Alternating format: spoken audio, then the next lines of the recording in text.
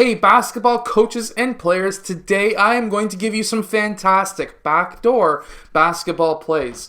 In this video we are going to start super simple and then we are progressively going to get more advanced throughout the video. I hope that you enjoy. Make sure to go check out my unbeatable basketball zone defense and my 5-out complete guide down in the description below. Let's get down and let's check out these basketball plays.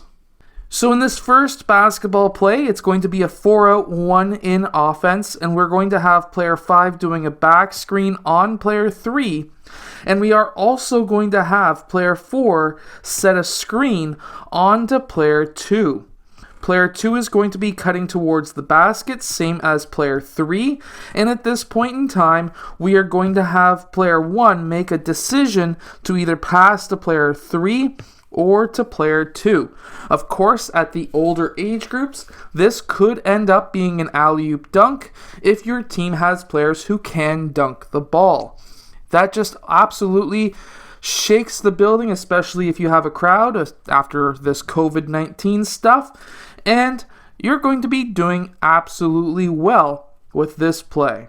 Keep in mind that this play works best against a man-to-man defense. Now this next play is a 3-out, 2-in and can be run successfully against a 2-3 zone, but it's very rare to run successfully against a zone. It works best against a man-to-man defense that we have here. Now you're probably wondering, why do we have big players on the perimeter and shorter players on the inside? Well, there's a reason for this, and that is we are going to be having back screens on players 5 and 4. And at this point in time, we're going to have player 5 and 4 cut towards the basket.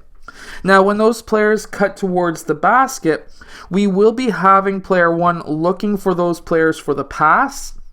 But keep in mind that if one of these players does switch on this screen, we're still going to have a mismatch on this play. So after this all happens, let's say neither of these players are open, what I want to see is player 2 and 3 to pop out. And now let's say one switched and the other one didn't. Now we're going to be having a mismatch. We're going to be having a mismatch on this side. So what I want to see here, I want your players and I would want my players as well to think super quick, because by thinking quickly, player 5 knows, hey, I've got a mismatch. I really want to set up on this side. We're going to have player 4 clear out. We're going to have player 1 pass over to player 3. And now player 5 is going to be in an isolation against player 3. Player 3 is going to pass player 5 the ball. And now we can have a tall man go against a shorter player in the low post. This is a very highly successful play.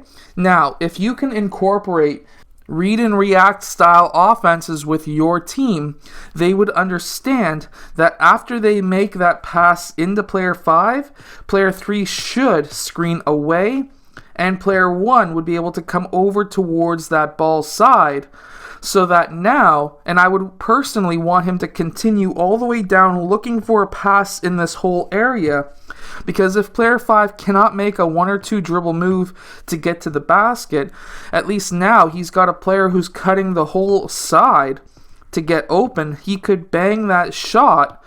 But the other option here, let's say player 1 gets around that screen. I also want to see player 3 screen again for player 2. Now player 2 is a secondary option for a 3-point shot. And that's why I always like to teach my team to read and react.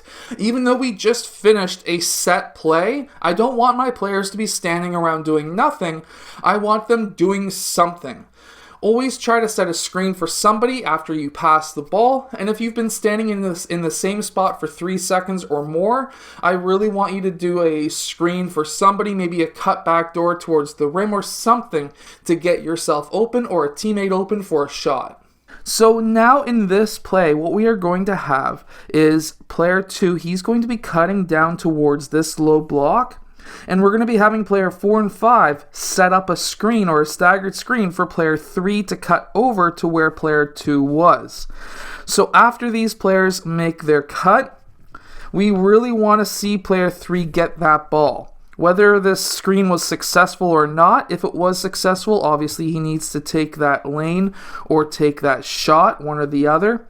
But if he's got a defender on him at this point, what I want to see is now player 5, I want to see him cutting out towards the opposite side, and now player 2 setting a screen for player 4. Player 4 is going to be cutting down the middle of the key, and now we want to have player 3 hit up player 4 for that layup. Now the idea for having player 5 out here is to now, if let's say player 4 was not open, have player 4 clear out. Now player 2 is going to be setting, most likely the defender would be right there, would be setting a screen or a back screen for player 5. And we would have player 5 cutting backdoor for hopefully an alley-oop or some kind of an open layup or dunk from the weak side. I hope that these plays help your team win more games. If they do, hit that like button and subscribe, and I'll see you guys again next time.